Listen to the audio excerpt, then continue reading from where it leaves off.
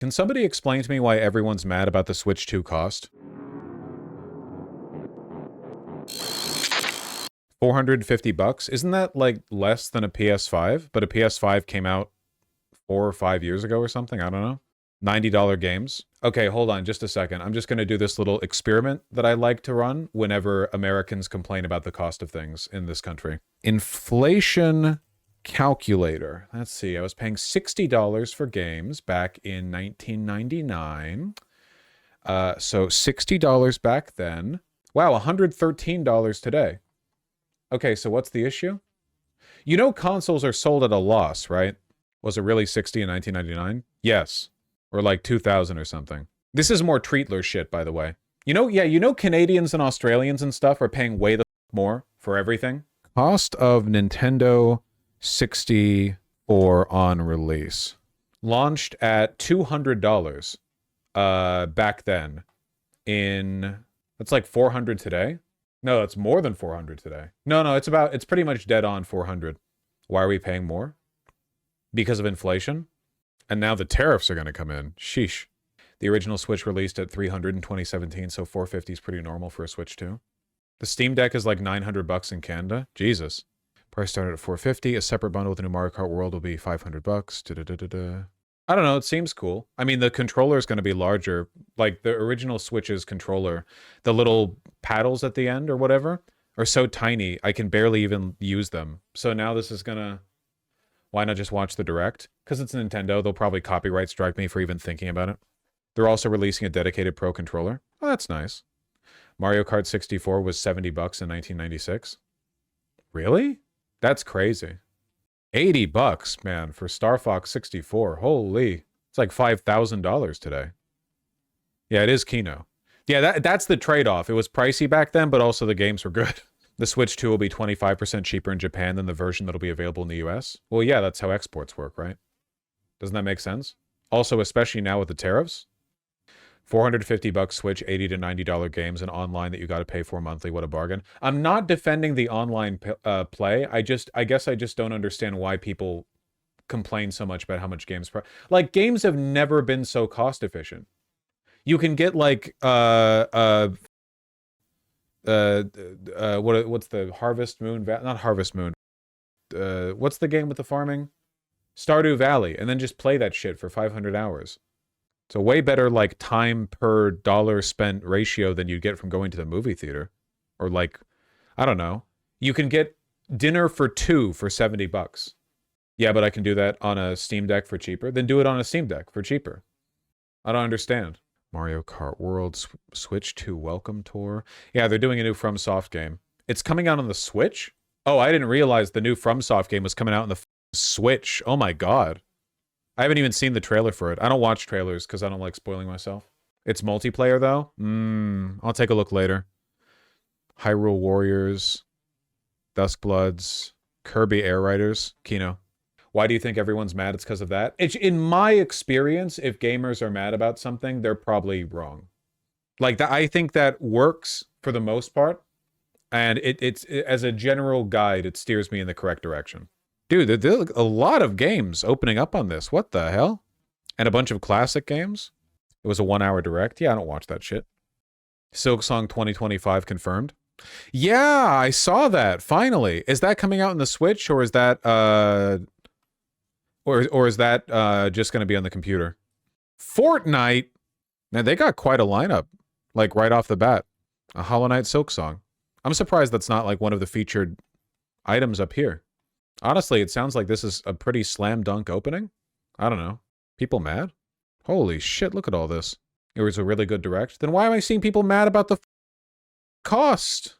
I get mega Treatler vibes when I see people complaining that, like, I don't know, Grand Theft Auto costs too much. And it's like, man, it took them 10 years to make. And you're going to play it for 2,000 hours. I don't know. It's slightly Treatlerite, is what I'm saying. Nintendo Switch 2 prices are a major red flag for the future of gaming. The price of the Nintendo Switch 2 and the hardware's early exclusives will likely usher in a far more expensive era for console gaming. Well, inflation. Like, yeah. And tariffs.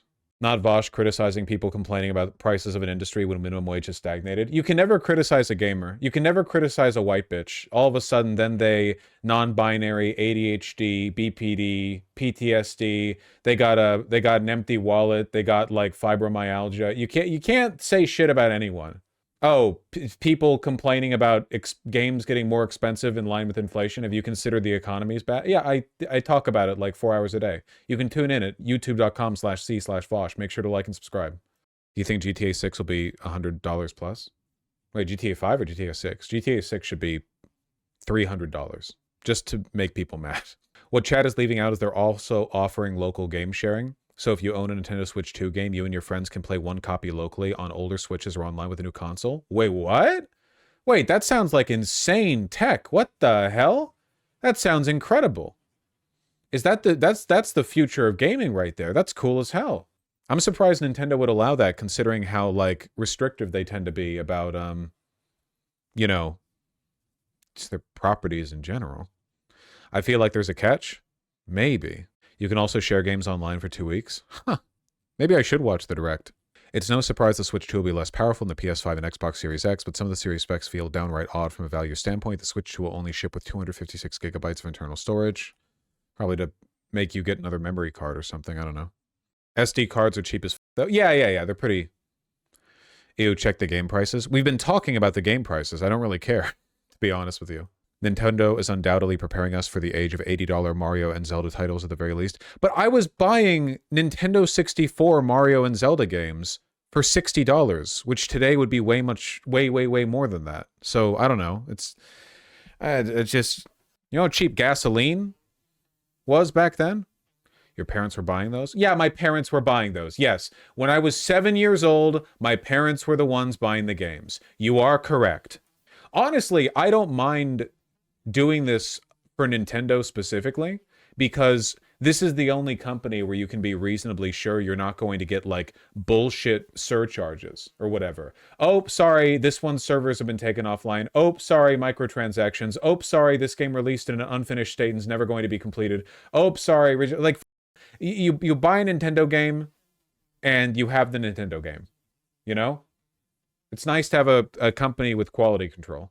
Bosch is very out of touch here. 75/80 pounds, a lot of money. Sorry, not the take you think it is. Hella out of touch. You're right, I've reconsidered my position.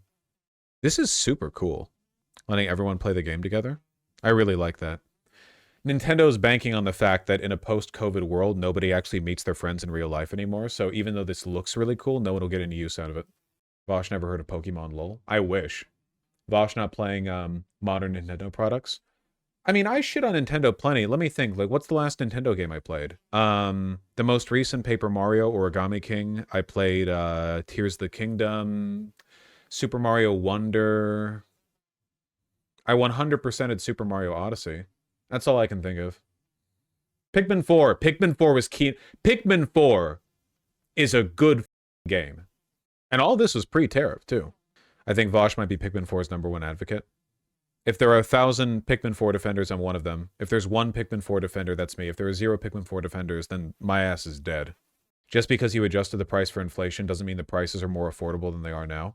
No, that is objectively what that means. Like, relative to the economy and purchasing power parity, and that is literally, like, yeah, that is how you would determine that. No, it isn't necessarily lol. Okay, you're right. I take it back. My bad. Why does everything have to be a damn, like, oppression Olympics game? You know, can't you just say, I can't afford these games? That's fine. That's so fun. Because then I'd be like, yeah, man, the economy sucks right now. Why do we have to pretend? Like, why do we have to make it a supply side criticism rather than, like, a broader economic? Because I agree with that, you know? Like, it'd be like if somebody in chat was like, gas is too expensive. And I was like, no, it's not. In America, we have insanely cheap gas prices relative to, like, everywhere else. Like, it's expensive maybe relative to your desire for it to be lower, but relative to the world, it's not. Like, it's actually subsidized to hell and back here. And you're like, bad take. People can barely afford to fill up their tanks right now. Like, what are you making this about me? Or the gas price? It's about the economy. The issue there is the economy. The gas prices are not the thing that's bankrupting you right now. It's probably your rent, I'm willing to bet. Probably rent, you know? It was like with grocery prices. Like groceries are still really cheap in America. You know, people today spend a smaller percentage of their paycheck on groceries than we did 10 or 20 years ago. The percentage of the average paycheck that goes towards groceries is basically lower than it ever has been, with some variance over the past few years. It's not about the grocery prices. That's just what people pay attention to because they go to the store and they see, because they're, you know, you have to grocery shop all the time. So you go, you see the prices going up and you remember it or whatever.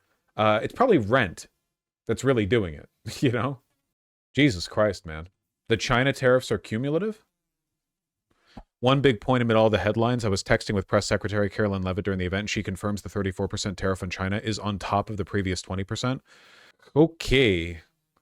Now that's what I like to call an insane thing to say. Plus the auto tariff as well, like the auto and electronics tariff. So potentially, like certain things, some computer products might be getting hit with a 79% tariff. Jesus Christ.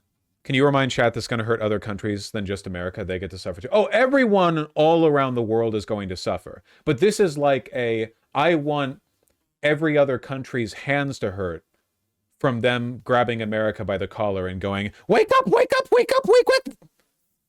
Fascism is bad, actually. Get the fuck. Like, I mean, maybe their hand is going to hurt. It's going to hurt a lot. This is going to suck for everyone. But we do need to wake up. Why would this affect other countries? Just think about it for a bit. That's why. You gotta, there needs to be like some step in between having a thought and typing. You should do some mental work yourself before you put it out there, you know? Like, I should be the second option. Like, I fill in after you've exhausted the first option, which is thinking about it. As Vosh commented on Canada's exclusion from the reciprocal tariffs. Yeah, USMCA stuff doesn't seem to be getting hit by this. There's a separate set of policies pertaining to Mexico and Canada, I believe.